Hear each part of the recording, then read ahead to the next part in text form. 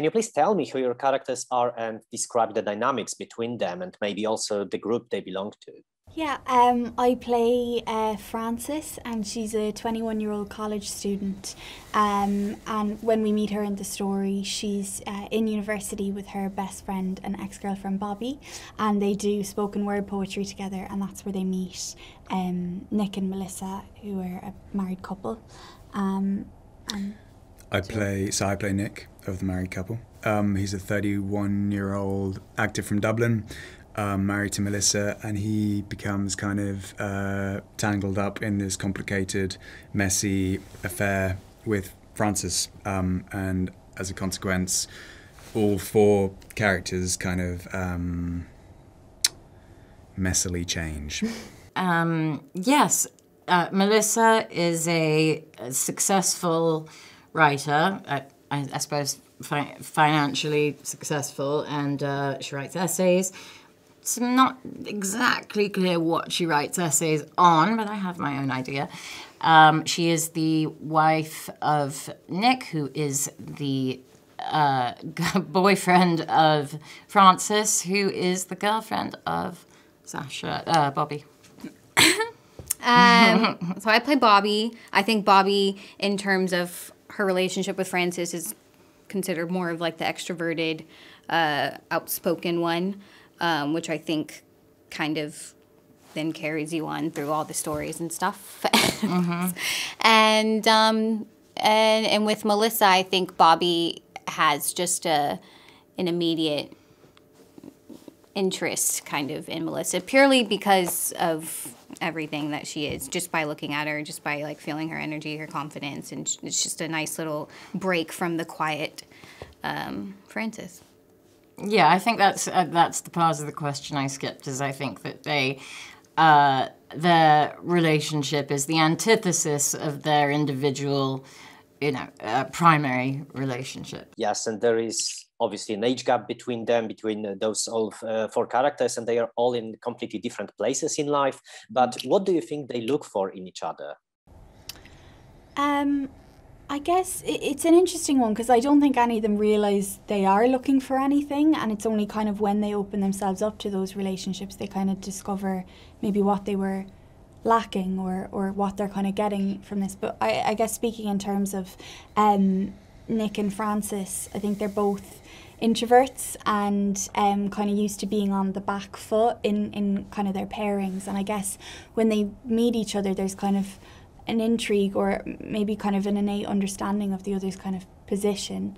And then I think they just form this kind of connection that is kind of difficult to describe, but it's kind of, I don't know, they find kind of, I guess they create a space for the other to kind of heal in a way and get a lot from their connection that is more than just kind of attraction, I think. And it kind of, being together enables them to kickstarts their relationship with their kind of initial pairing with Bobbi or Melissa, and helps them to kind of be with them again. So it's a really interesting kind of dynamic. It's like your fun buddy. It's like you're kind of like, here go, the other flame, a little bit of, it's just natural chemistry. It's easy. Yes. I think there's people, when you are a particular type of personality, you gravitate to either one or the other, right? And both kind of serve you, both types of personalities. Either you find someone who's more quiet, which gives you the stage, and gives you that attention you might crave, and the support that the other person craves, in a social setting. But then occasionally you need someone who just like you. Is, yes, just like me, who is at eye level with you. Yeah. It's Sally Rooney's novel. I would say it's very accurate psychologically, and I've been wondering if you guys found in it any trace of who you are or maybe who you were. Probably. I mean, I think one of the amazing things about her writing is that we all kind of see colours and shades of ourselves in her characters. I think they're very relatable, not necessarily kind of contextually or what they're going through, but what's in their heart and what they're struggling with, and whether they love or fall out of love with partners or friendships or whatever it might be. the essence of her characters, I think, are really relatable, grounded human people. And the themes that Sally writes about, what she's talking about, love, and can you love more than one person, and can we find love outside of conventional constructs of relationships, is a very interesting, thought-provoking topic. That's a question we haven't had yet.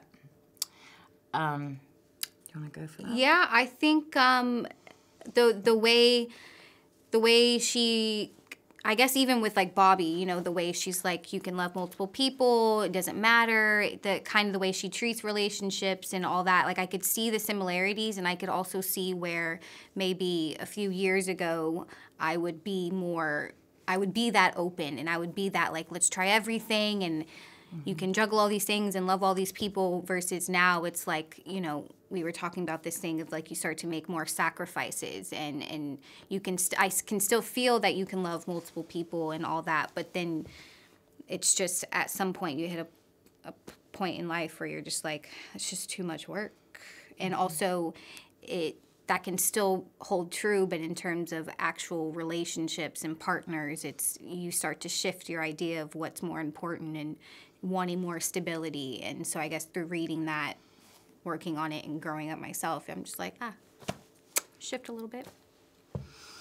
Yeah, for me with Melissa, I think it was, what's the part that I had something in my head and now it's gone. Sacrifice. No, okay. The part that I related to was her sort of, well, the maternal thing, right? You know, that it's also, and the togetherness that she has, that's kind of a little bit of an act. You know, not a little bit. It's an act. You know, I think that she comparatively knows that she seems to be in this more dominant position, but I think that she reaps some confidence from that. You know, some self-confidence. I don't think it's necessarily something she inherently believes about herself, which I relate to. So. And so I think the novel also shows that it's really difficult to communicate not only with other people, but also with your inner self. Yeah. So do you think that the recent pandemic kind of left its mark on how we do it, how we communicate? Communicate with with other, I don't know, I think because maybe we all spend so much time in isolation and with ourselves and our own thoughts that it kind of, I don't know, I feel like a lot of people figured a lot of stuff out, you know, during that time and being kind of in isolation. And so it's funny, like her books, like I first read this book when the pandemic started, and it gave me such a kind of a comfort and almost a nostalgia for, like, you know, what life was, and because we didn't know where it was going. And I think, yeah, I don't know if that's answering your question, but I just think there's a great comfort to those books in terms of, like, these people are struggling internally, and it kind of is a comforting thing to know that, you know, if you are too, then, I don't know, that kind of connects.